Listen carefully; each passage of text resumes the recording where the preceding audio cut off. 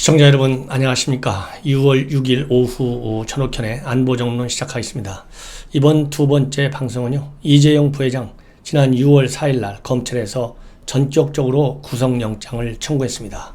그래서 이 구속영장에 대한 실질심사가 월요일날 서울중앙지법에서 열게 되는데요. 이 건을 가지고 여러분들께 분석해 드리겠습니다. 그리고 마지막으로 하나 더 분석하자면 조국 재판부, 이 김미리 부장판사죠. 우리법 연구의 좌파 성향의 단체에 소속된 변호사인데, 판사인데, 이 김미리 부장판사와 그 다음에 이 검찰 간의 한판 승부가 벌어졌어요. 그제 금요일날. 이 내용을 간략하게 또 소개해 드리도록 하겠습니다. 먼저 여러분들 아시다시피 지난 6월 4일날 검찰에서 구속영장을 전격적으로 청구했는데요. 이 내용을 말씀을 드리겠습니다. 이 청구 대상자는 3명입니다. 이재용 부회장, 최지성 955 삼성미래전략실장 부회장이고요. 김종중 옛 미전실 전략팀장 사장급입니다. 이 3명에 대한 구속영장을 청구했는데, 이 이재용 부회장 등에게는 자본시장법상 부정거래 및 시세 조정, 그 다음에 주식회사의 외부감사에 관한 법률 위반 혐의가 적용됐고, 이 김종중 미전실 전략팀장에 대해서는 위증 혐의가 추가됐습니다. 여러분들 잘 아시다시피 이번 사건의 경우에는 삼성물산과 제임모직 합병과 그리고 그 이후 삼성바이오로직스의 회계 변경에 이르는 과정이 하나의 경영권 승계를 위해서 고의적으로 진행됐고, 그리고 이 과정에서 분식회계와 주가 조작 등 불법 행위가 동원됐다고 하는 것이 검찰의 판단입니다.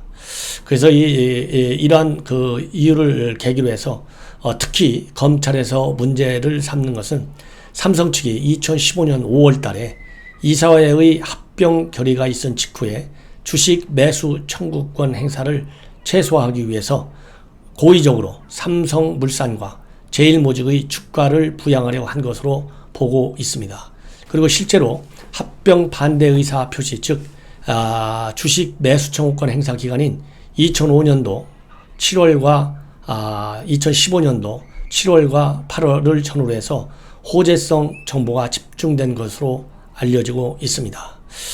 그리고 또 하나, 이 제일모직 손자회사인 삼성바이오 에피스도 같은 해 6월 30일 날 나스닥 시장 상장을 추진하겠다고 밝혔다가 삼성 측에서는 나스닥 상장 대신에 국내 상장으로 방향을 틀었습니다. 이러한 것들이 모두 검찰의 수사선상에 올라와 있는데요.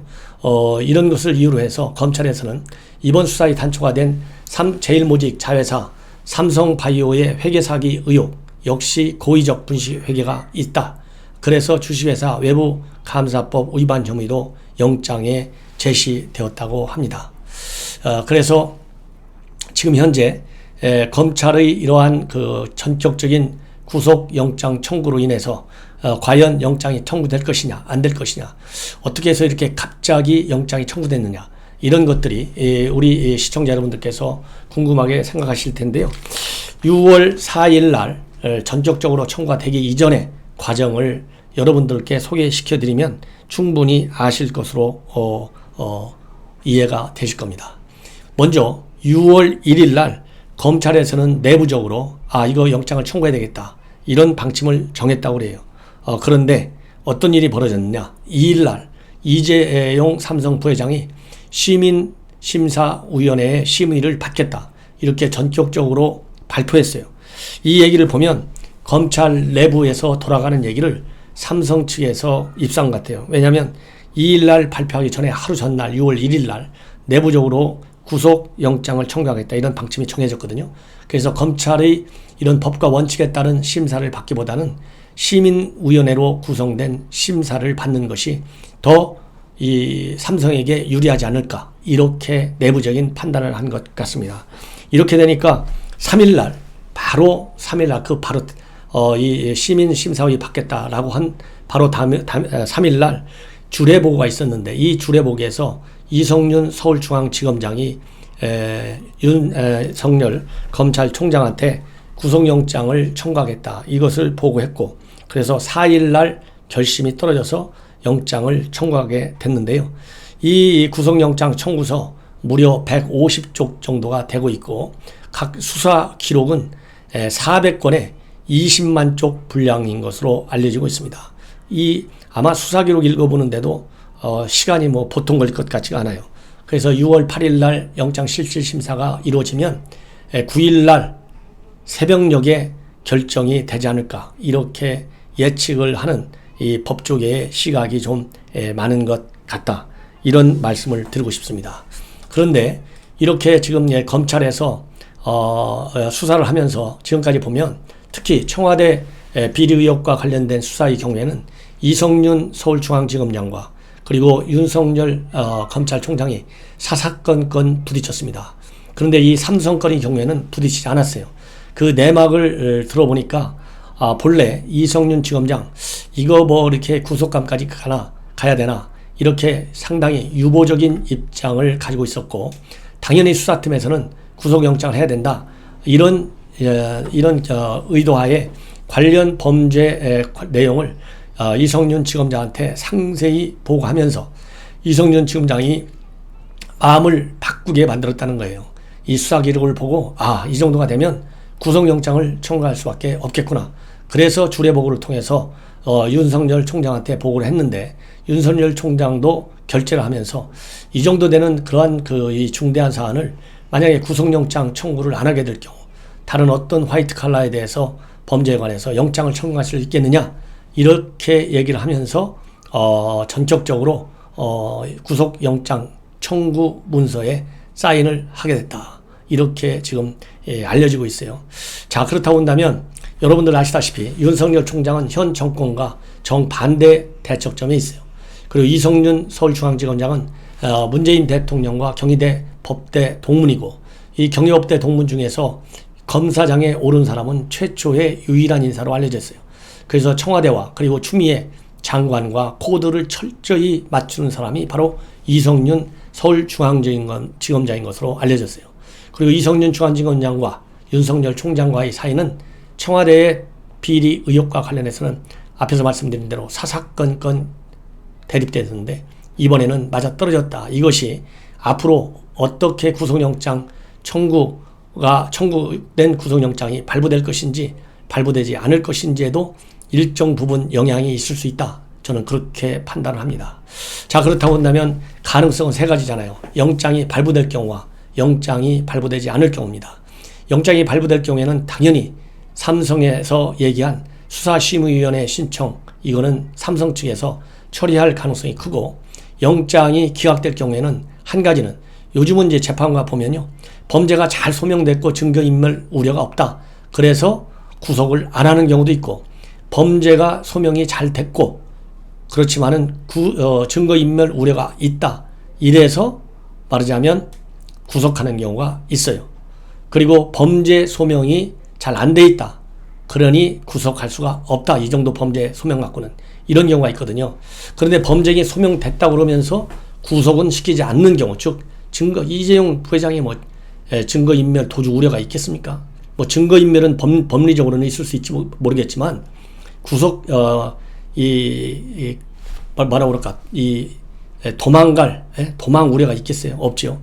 이럴 경우에 그냥 기소만 하는 거죠. 불구속 기소. 이럴 경우에는 수사심의회에서도 기소로 결론이 날 가능성이 많아요. 그런데 범죄 소명이 불가하다고 그러면서 기소는 기각할 경우에 불구속 기각할 경우에 이재용 부회장이 신청한 수사심의위원회에서도 불기소 처분을 내릴 가능성이 크고 그 경우에는 통상 관례적으로 수사심의 의견을 검찰은 받아주기 때문에 이번에도 불구속 수사로 불구속 재판을 받을 가능성이 커지는 것이죠.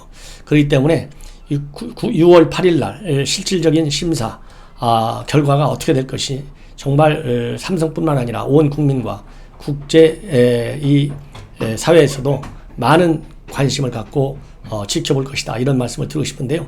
이번 영장 심사를 맡은 사람은 원정숙 부장판사입니다. 여성입니다.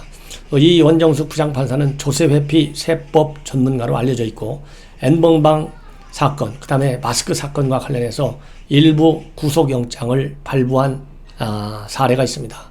법조계에서는 불구속 수사 원칙과 기업범죄 등 여러 가지 이슈를 도마 위에 올려놓고 상당히 신중하게 판단할 것이다. 이런 얘기가 지금 나오고 있습니다. 그런데 저는 이렇게 법리적으로 이 문제 구속영장 발부를 볼 수도 있겠지만은 저는 뭐 여러분들 아시다시피 법률 전문가가 아니기 때문에 그냥 국민의 눈높이와 상식적인 수준에서 한번 제 나름대로 평가를 해 드리겠습니다. 먼저 가장 중요한 것은요, 원정숙 부장판사의 경우, 지금 현재, 말하자면, 재판부가 사법부의 수장이 김명수 대법원장인데요. 김명수 대법원장이 뭘 강조했느냐? 여론재판, 국민 눈높이에서 재판을 해달라. 이렇게 당부를 했어요. 물론 판사 한 명 한 명이 독립된 기관이기 때문에 이 대법원장의 이러한 방침과 얼마만큼 방침에 따를지 안 따를지는 아무도 모르겠지만은 우선 큰 흐름이 그렇다. 이런 말씀을 드리고 싶고, 최근에 법원의 재판 경향이 정치적으로 민감한 사안의 경우에는 판사가 의도했든 안 했든 결과만 놓고 보면 정부 여당 쪽에 유리한 재판 결과를 내놓고 있다. 이런 말씀을 드리고 싶습니다. 자, 그렇다고 한다면 이번 사건과 관련해서 이성윤 중앙지검장이 어떤 분입니까? 진보파라고 볼 수밖에 없잖아요.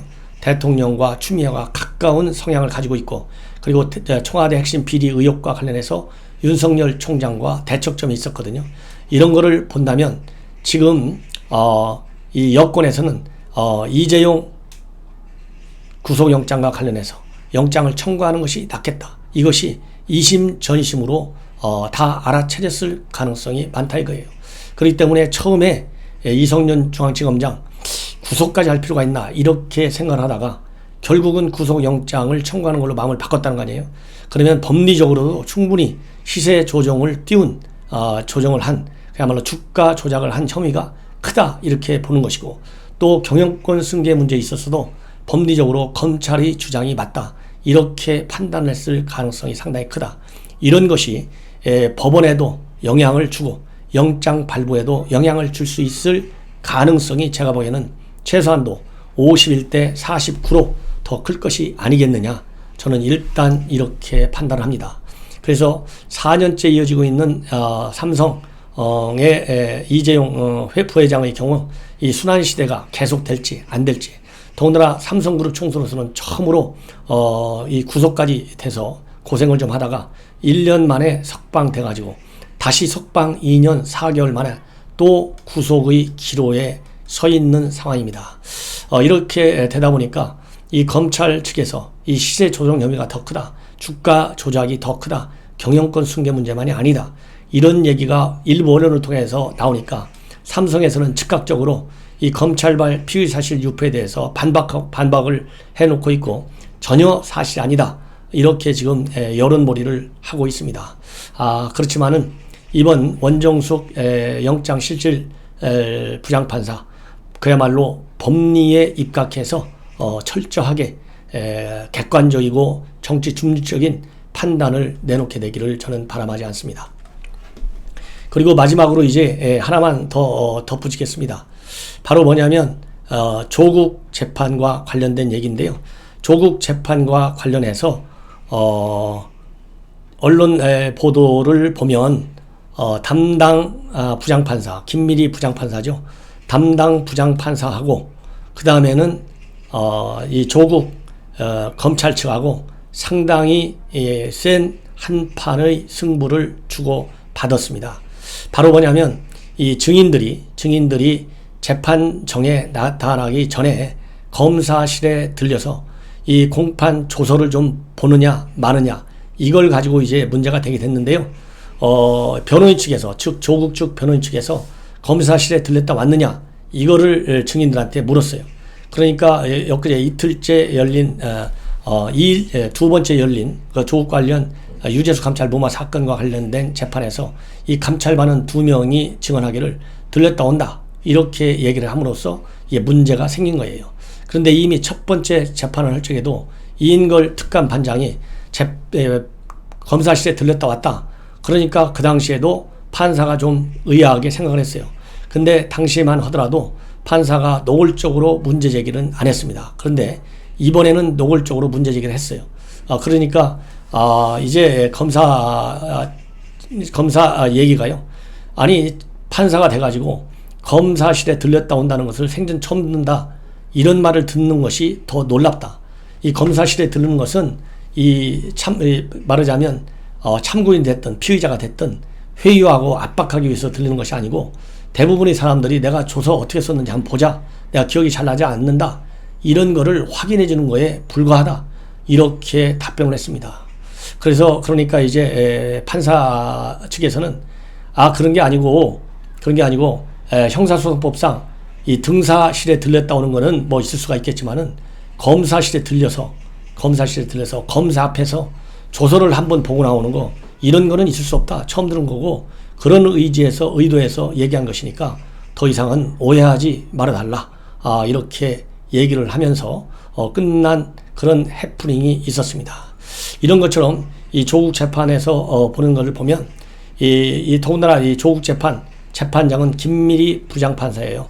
이 좌파 성향의 우리법연구회 소속 판사인데, 아무래도 조국이 바로 이 우리법연구회나 국제인권법연구회 이런 좌파 성향의 단체하고 다 같은 거 아니겠어요? 같은 배를 탄 사람들이죠. 그러다 보니까 아무래도 조국의 유리한 심증을 갖고 판단을 내리는 것이 아니냐, 이런 우려를 떨쳐버리지 않을 수가 없습니다. 오로지 재판은 김명수 대법원장의 의견과 달리 법과 원칙, 그리고 양심에 따라서, 그리고 판례에 따라서 내리는 것이 우리 국민들이 납득할 수 있고, 법원이 그야말로 정치권으로부터 중립을 지킨다라고 하는 판단을 받게 하는 하나의 가장 큰 단서가 된다, 이런 말씀을 드리면서, 조국 재판 그러지 않아도 동생들도 풀려나고 정경심도 풀려나고, 조국은 아예 처음부터 불구속 기소로 재판을 받고 많은 의혹들이 있어요.